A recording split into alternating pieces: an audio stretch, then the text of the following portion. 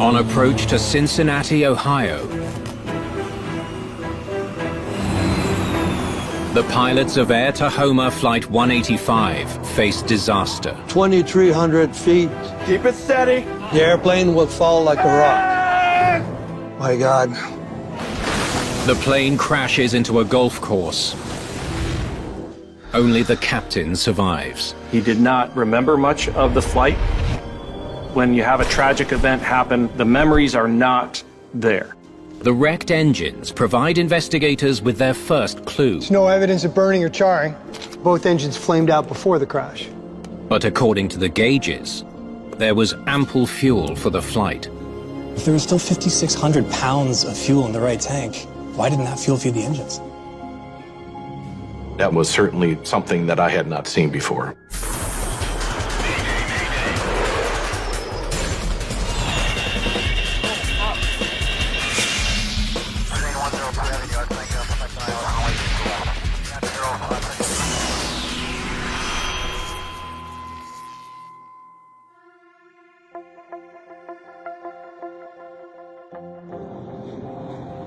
Air Tahoma Flight 185 is cruising at 15,000 feet. It's headed for Cincinnati, Northern Kentucky International Airport.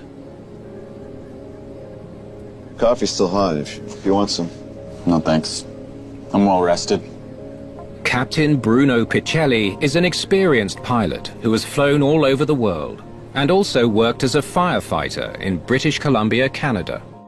Convair 580 pilot Bruno Saint-Jacques has flown alongside Captain Picelli. He was a very good person, easy to get along with. He flew well. Me and him was a very good joint venture. Michael Gelwicks has logged nearly 2,500 hours as a pilot and flight engineer and is now a first officer for Air Tahoma.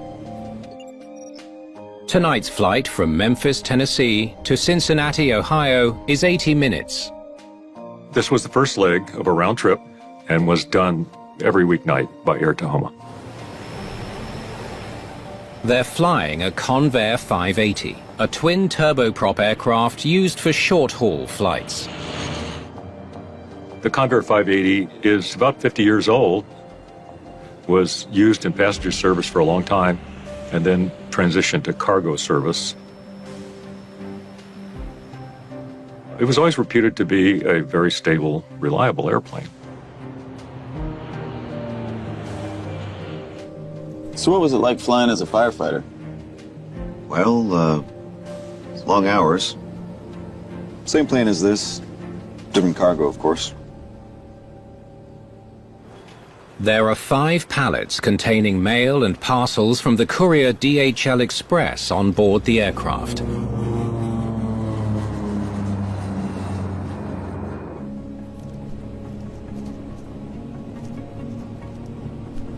How's the paperwork? Almost done.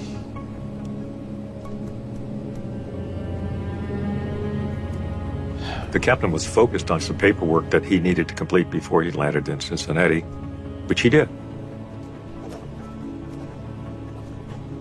Okay. You know what?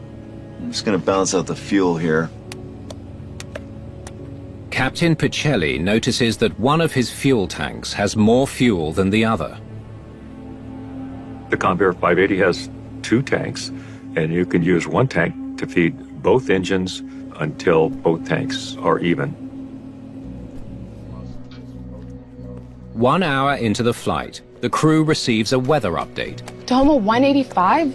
Winds are kind of weird today. Suggest 10 left to Cincinnati when able.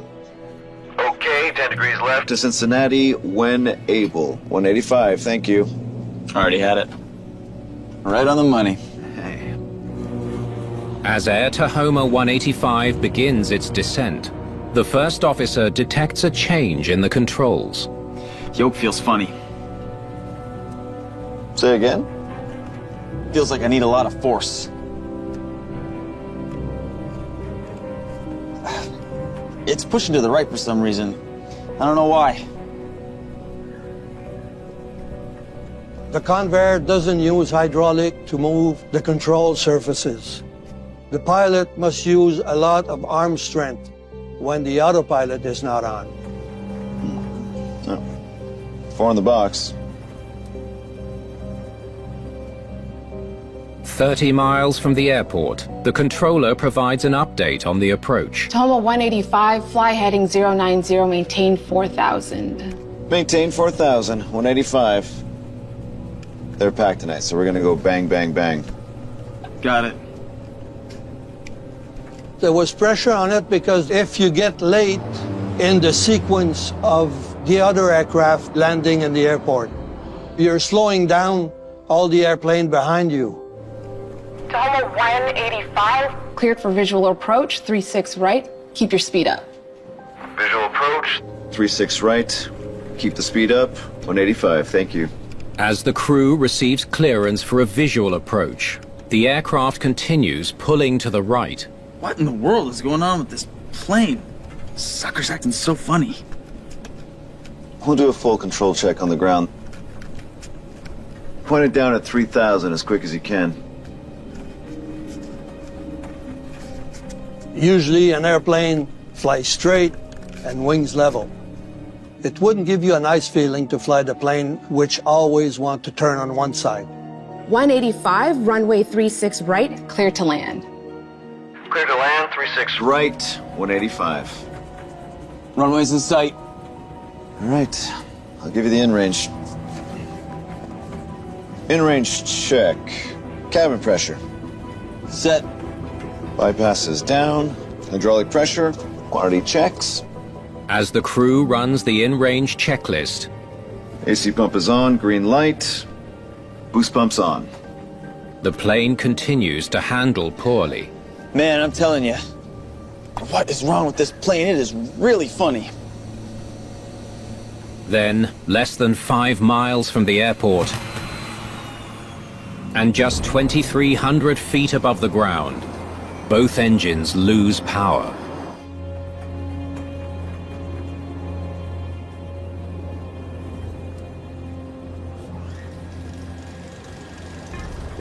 The airplane will fall like a rock because it needs at least one engine in good shape to bring them to the runway.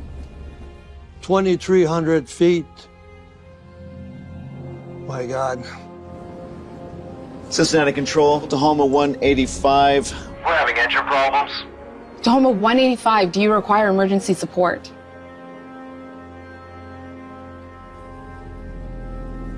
Negative. I think the reason he said no was he was still hoping that somehow he could get to the airport. Keep it steady. But they're dropping too fast to make it to the airport. Come on. They see an opening ahead. There's no time at all to raise the gear, raise the flap, restart the engine before you touch the ground. Their only option was to go straight to the safest place to put down the plane and hope for the best. Tahoma 185, please respond. They were at low altitude. Hold it up. They were short of the runway. It was dark outside. Tahoma 185, do you copy? The situation was very, very dire. Trees!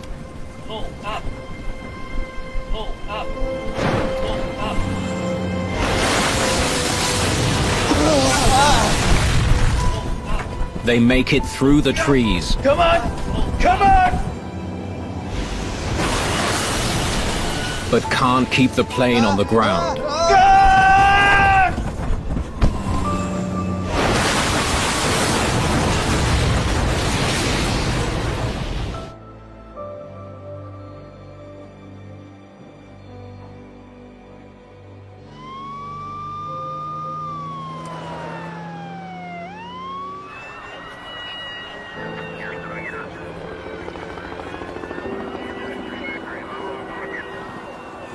Emergency vehicles soon arrive at the crash site, just 1.2 miles south of Cincinnati's International Airport.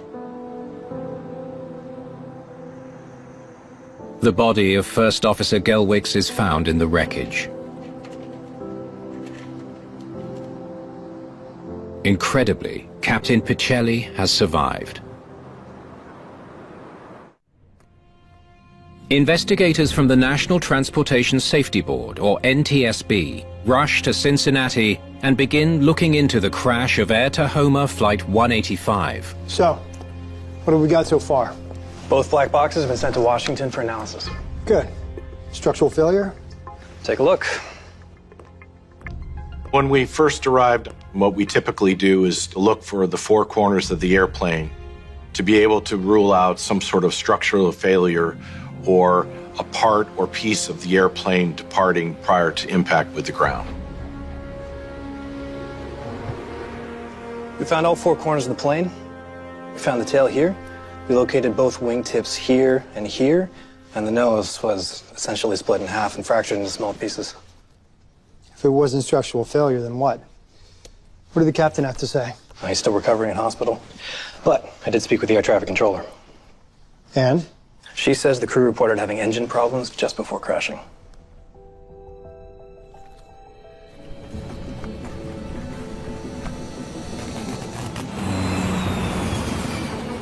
When we heard that the crew had reported engine problems, it made us think as investigators whether it was one engine or two engines. And that would be a big difference. With one engine, they would still be able to make the airfield. Tahoma 185, we're having engine problems.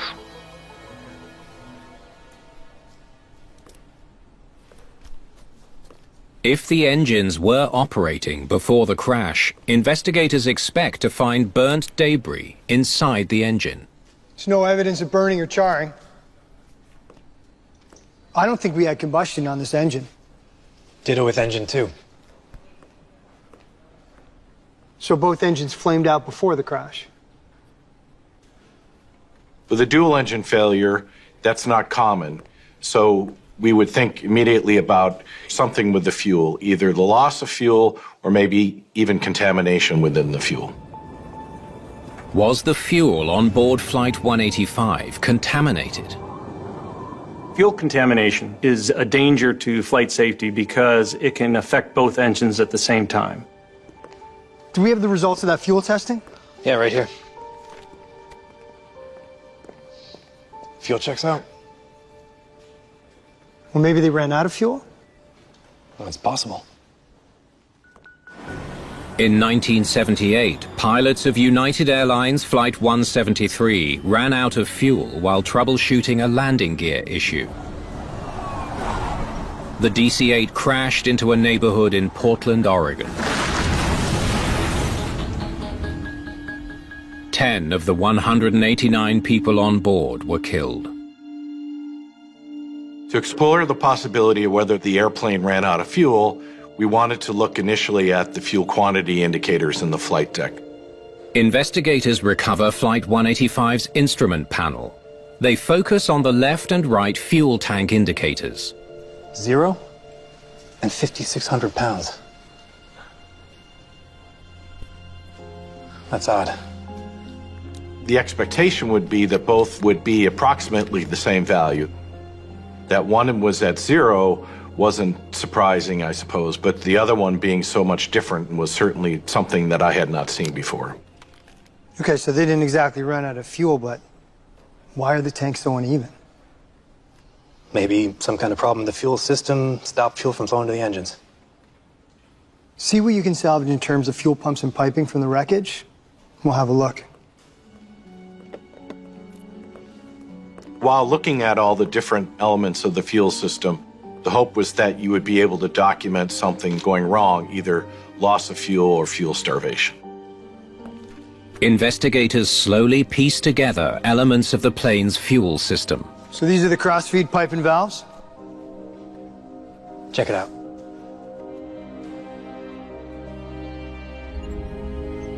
The cross-feed valves allow the pilot to provide both engines with fuel from only one tank when there's a fuel imbalance. Both valves are open. That means they were cross-feeding fuel before the crash. When we found that the cross-feed valves were open, that was a huge discovery. We wondered if that may have some sort of connection between the left tank having no fuel and the right tank having excessive fuel. But why would the crew be cross-feeding fuel so close to landing? Did they make a mistake? Only one person knows. Let's see if the captain can talk to us yet. The good thing in this accident was that the captain did survive. He was able to talk with us in the hospital because he only had minor injuries. How are you feeling? Okay, thanks.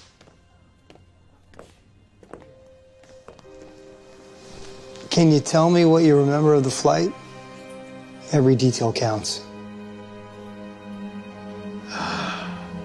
What is wrong with this plane? It is really funny. I remember... Visual approach, 36 right, keep the speed up, 185. I remember talking on the radio. Tahoma 185, cleared for visual approach. Keep your speed up. Saw the approach lights. Then we weren't getting power.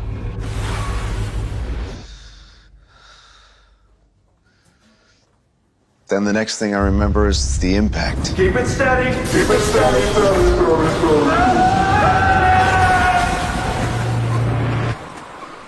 Then I was standing outside.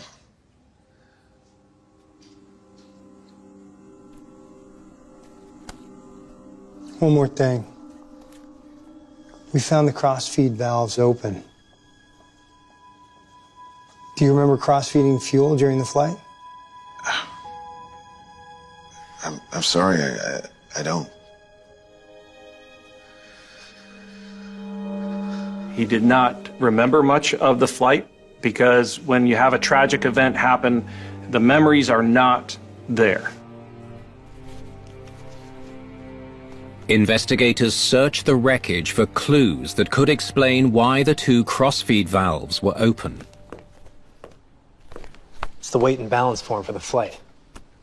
The weight and balance form reflects where the cargo pallets are located, whether they're towards the front of the airplane or towards the back of the airplane, and that determines whether the airplane is nose heavy or tail heavy or right where it should be in the middle. That's strange. Looks like the captain was revising his calculations, possibly during the flight. Well, this is stranger. Here's a second one. This one has no corrections, and the captain signed it. Finding two weight and balance sheets for the same flight with different data on it at the accident site raised lots of questions for us. What was the captain doing during the flight? So it looks like the captain was revising his numbers on this first form, almost using it like a working copy. Then this was his hard copy to hand in. Did the captain's weight and balance calculations play a role in the crash? Well, the center of gravity limits were within the envelope. All right, so a mistake in his weight and balance calculations didn't bring down the plane. Well, whatever his process, he was supposed to hand this in before departure. Check with the airline. See if the captain handed in his numbers before takeoff. Taking off without having computed the weight and balance limits is against procedures. It cuts the safety margin. You're sure? Okay, thanks. The airline just confirmed the plane departed without the captain leaving a weight and balance form behind in Memphis. So, why did our captain depart before completing his paperwork?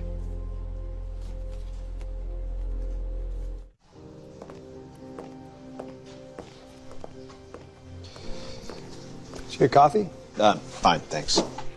Investigators re-interview Captain Bruno Picelli to find out why he didn't follow proper procedure before Flight 185's departure. So, found some weight and balance forms in the wreckage. Why didn't you complete them before taking off? What can I say? I ran out of time. Normally, I fill out the form using their handheld computer. It had been acting up. Now, it was just dead. I'm not used to filling out that form manually. Frankly, I've never been trained to. So, I thought I'd finish it en route. Captain Picelli explains how he determined that Flight 185 was safe to take off. I did my own assessment. I checked that the plane's maximum weight was acceptable. I saw that the position of the cargo pallets were evenly balanced. I also looked at the nose landing gear strut, and the plane sat properly on it. If the nose wheel strut was compressed, that would be nose heavy, and if it were extended, it would be tail heavy, but it was in a normal position. So on that basis, he decided that the airplane was actually within its weight and balance limits. From your corrections, it looks like your numbers weren't adding up. That's true. Yeah, at first, they didn't. So I had to keep working on them. Yeah, it took me a while to get them right.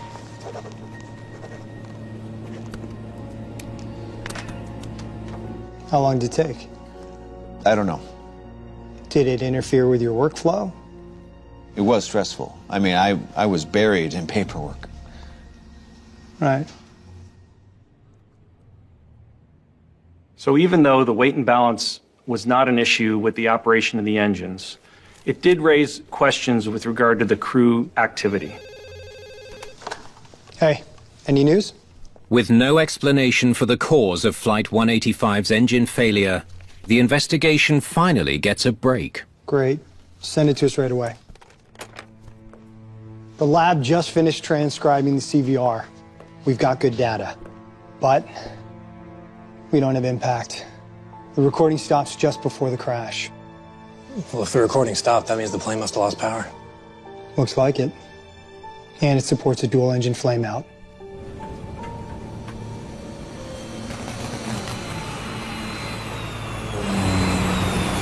Having the CVR stop about 2 minutes prior to impact is another indication that we lost both engines, because we likely had a rollback of both engines and therefore a change in electrical configuration. When you're ready. Investigators listen to the cockpit voice recording, or CVR, to determine why the engines flamed out, even though the plane still had plenty of fuel. How's the paperwork? Almost done.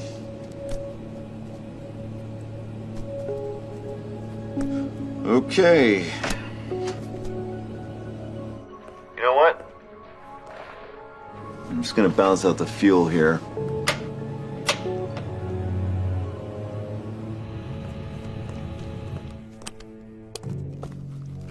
The captain wanted to balance his fuel tanks, but he didn't remember that at his interview. That must be when he opened the cross feed valves at 12:17 a.m. Question is, did he forget to close them? Let's find out. Okay, 10 degrees left to Cincinnati when able. 185, thank you. Already had it. Right on the money. The team pays close attention to any mention of the cross-feed valves being closed. The captain doesn't indicate that he's stopping the crossfeed or even mention it. It made me wonder if they had forgotten that the cross-feeding operation was going on. Then, just minutes before the flight's scheduled arrival, AC pump is on, green light. Boost pump's on. Man, I'm telling you, what is wrong with this plane? It is really funny.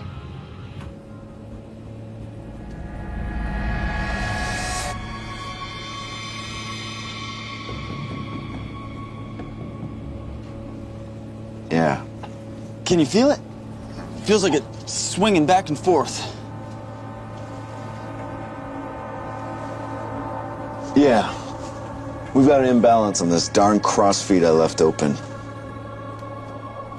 the captain finally realizes he forgot to stop cross-feeding fuel from the left tank. Is that what it is? Yeah. Oh, damn. I see.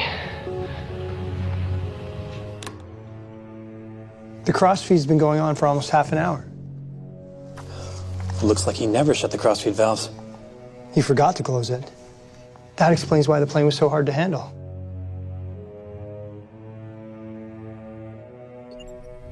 With the crossfeed valves open for 29 minutes, only the left fuel tank fed both engines. As the tank emptied, it created an imbalance which made it difficult to control the aircraft. That also explains why the left tank was empty. Yeah, but if there was still 5,600 pounds of fuel in the right tank, why didn't that fuel feed the engines?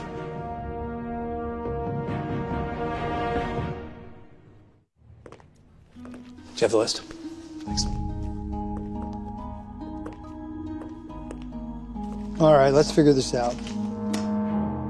Did the pilots of Air Tahoma Flight 185 follow the correct procedure for balancing their fuel? The question that I raise for me in the investigation is, if there's ample fuel in the right tank, why did both engines fail? All right. To cross-feed fuel from the left tank to both engines, first the crew has to open the cross-feed valves here and here. Investigators consult the wreckage inventory. And we know from the wreckage, the crew did the first step correctly. The valves are open. Second, they're supposed to close the right fuel pump here. Got it. It was turned off at the time of the crash. Step 3, they were supposed to close the right fuel tank shutoff valve here. Looks like the right one was left open. They didn't shut the valve. So they did the procedure incorrectly. So the question we had was, by leaving the right fuel tank valve open, did that somehow lead to the engine failure? I know they made a mistake, but I'm still confused. If they didn't close the valve, why wasn't fuel flowing from the right tank all the way to both engines? And why would the engines flame out? There's only one way to find out.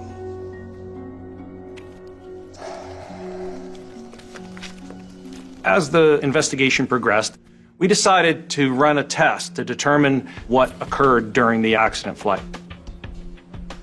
Investigators build a replica of Flight 185's fuel system to better understand how both engines could have failed. Let's simulate what the captain did. Step 1, open the cross-feed valves.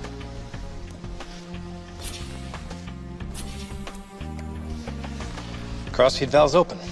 All right, step 2, turn off the right fuel pump. Right fuel pump off. Step 3, he didn't close the right fuel tank shutoff valve. So we've got this in the open position. Let's see what happens.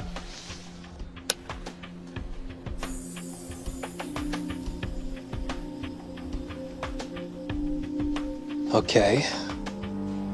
Looks like the left fuel pump is sending fuel from the left tank to both engines. So that part's working out just fine.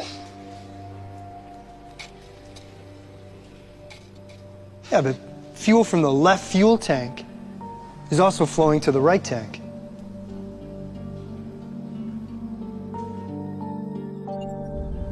With the right shutoff valve open, the left pump supplied fuel not only to both engines, but also to the right fuel tank.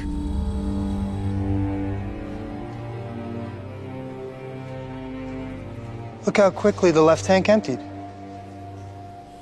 This was new to me. I had never seen a case where fuel was transferred to the point of the one tank being emptied. So the left tank ran dry. And with that pump still running, that means that air was likely being pumped through the whole system. Investigators now understand why the plane's engines flamed out just before the crash. Once the left tank was empty, air was pumped into the fuel system, causing both engines to flame out. Turbine engines require a steady flow of fuel. When you start entering air into the system, the air bubbles then cause the interruption of the ignition of the fuel, and that will cause the engines to roll back and to stop. So if the captain had just followed procedure and shut off that valve? If he had, there would have been enough fuel in the left tank to power both engines to the airport. I'm just gonna balance out the fuel here. The captain's failure to close the right fuel tank shutoff valve sealed their fate. So why didn't you follow procedure?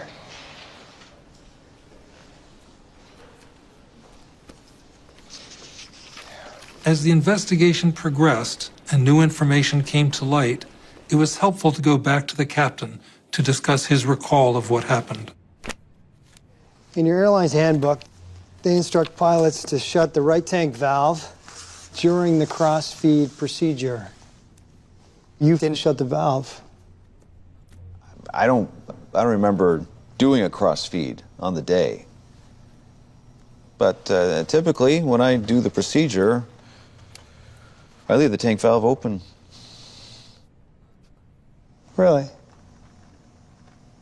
This was a surprise because that is totally contrary to the flight operating manual. I heard if you shut that valve, it might fail. Then you have no access to your fuel. So you've heard the valve is faulty? I sure have. And my old employer allowed me to do it this way. Previous employers had told him it was the captain's discretion whether he closes the shutoff valve or not. And we confirmed that that was their position. Was there a history of fuel tank shutoff valves failing? I've gone through the FAA service difficulty reports database and I found nothing. I can't find anything either. I don't think that valve has ever failed. There was no evidence of the valve getting stuck. This was a fiction that had somehow spread among the pilot community that simply did not have an accurate basis. This is the part I don't get. So what were they doing for 29 minutes? 29 minutes is a long time to miss that there's a cross-feed problem, especially when the first officer reports that there are handling difficulties as well. And so it was very important to look into what might have caused this. Keep it steady.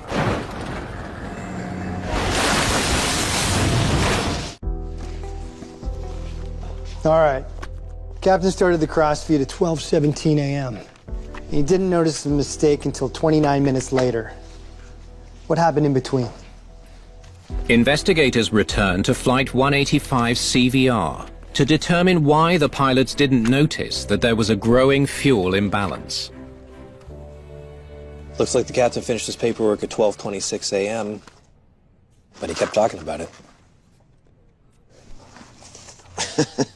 All this time I couldn't figure out why on the landing I was out, and I was okay on the takeoff. And it was my chicken scratch. Yeah. The momentum is 1667, but I thought my chicken scratch I put 1067. Couldn't work it out. It was my own doing. Oh, damn. I had it all along. We were okay all along. Is that right? Yeah. Oh, man. Okay, first he's distracted by his paperwork, and then he keeps talking about it. Yeah, the captain's focus is on his paperwork for a while, instead of monitoring the flight. What about after that? Any mention of the fuel gauges?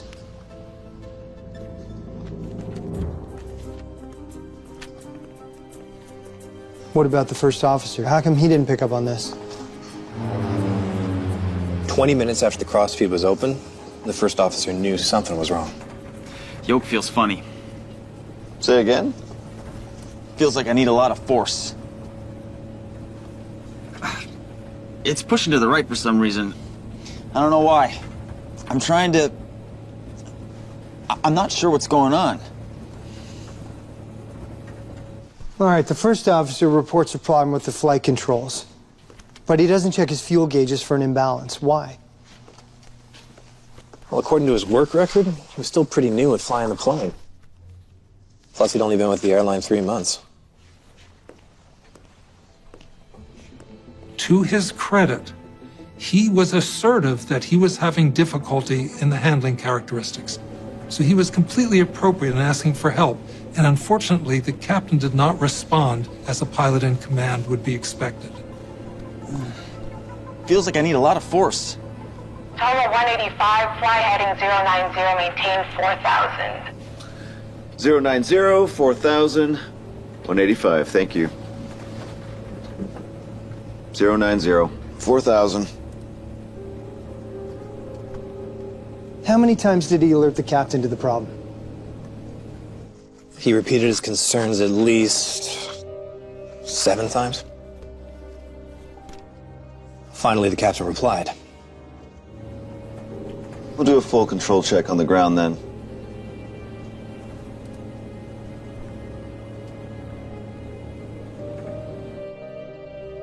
He missed the cues from his co-pilot. How long has he been a captain? Here's the thing. He's been in a cockpit for over 20 years, but only 100 hours or so as a captain. As captain, we would expect him to actually help the first officer troubleshoot why the aircraft was flying in a non-normal state. Still, wouldn't they have caught this mistake during the in-range checklist? That's a good point. The purpose of the in-range checklist is to prepare the airplane for landing, and that includes a review of the cockpit instruments, including the fuel gauges. So did they perform the in-range checklist? Yep. They started the checklist at 12:45 a.m. I'll give you the in-range. AC pump is on, green light. Fuel panel. Boost pump's on. Man, I'm telling you, what is wrong with this plane? It is really funny.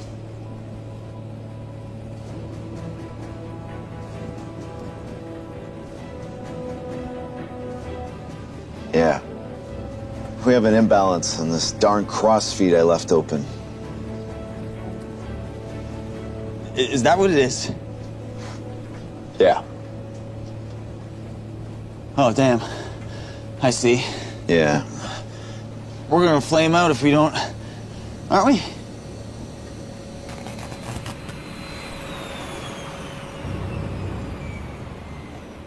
Ten seconds later, the engines flamed out. Wow. The plane had become one gigantic glider about to hit the ground. They were too late to save it. They found out about the crossfeed issue at the same time they lost their engines. Did they start the checklist too late? They were at about 3,000 feet when they started.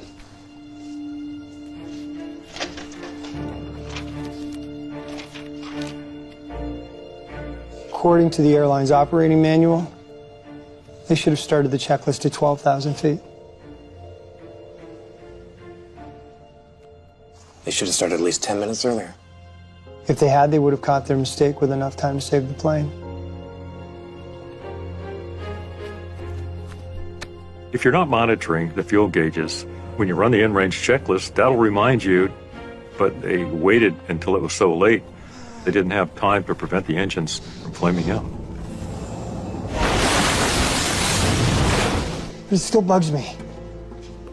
Even with all the distractions and the inexperience, all professional pilots are trained to scan their instruments. Why didn't they? Maybe the fuel gauges are hard to see.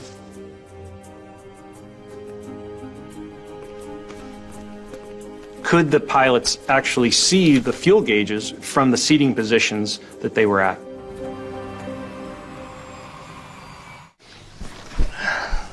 All right. So both our seats are fully forward. Investigators now visit a Convair 580 cockpit to determine if its layout somehow prevented the pilots from monitoring their fuel gauges. So both fuel gauges are visible. But is that the case for every seat position? Let's make an adjustment.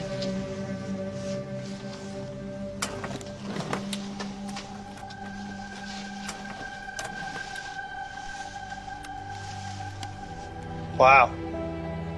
From this angle, the fuel gauges are much harder to see. The throttle control console is in the way.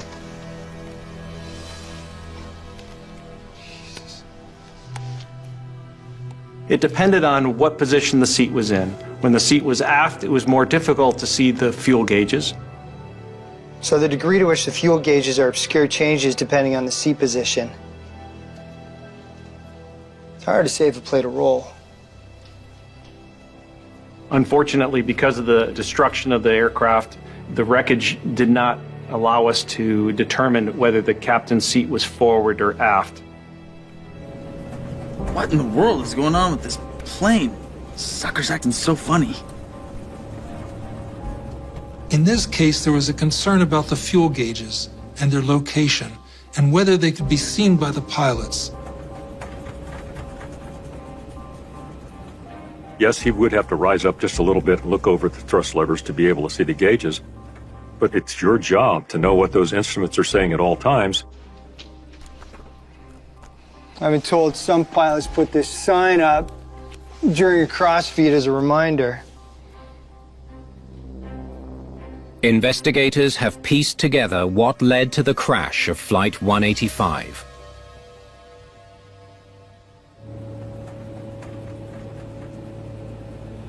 You know what? I'm just gonna balance out the fuel here. When the captain decides to even out the fuel in the tanks, he skips a key step in the procedure and leaves the right fuel tank shutoff valve open. If the captain had shut the right fuel tank valve, there may have been enough fuel to complete the flight. It's my chicken scratch. I had it all along. Then he forgets to close the crossfeed valves. It was my own doing. Oh, man. There are priorities when you're flying, and you don't want to be distracted by something like doing paperwork that's overdue. Yoke feels funny. As fuel drained out of the left fuel tank, Say again? Feels like I need a lot of force. the plane became unbalanced. It's pushing to the right for some reason. I don't know why. When you have a flight control problem, that's an urgent problem. You have to deal with it immediately. Runway's in sight. I'll give you the in-range. Then the pilot started the in-range checklist later than required.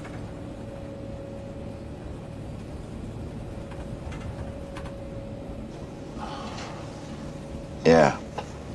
We've got an imbalance on that darn crossfeed I left open. When the captain finally realized there was a fuel problem, it was too late.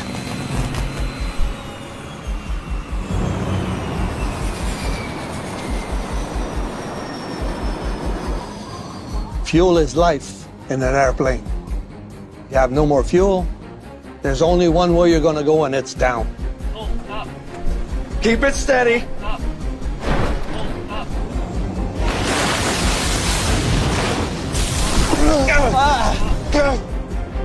I think the lesson to be learned is that regardless of the airplane that you're flying and the conditions, that you should adhere to the procedures as they're provided to you.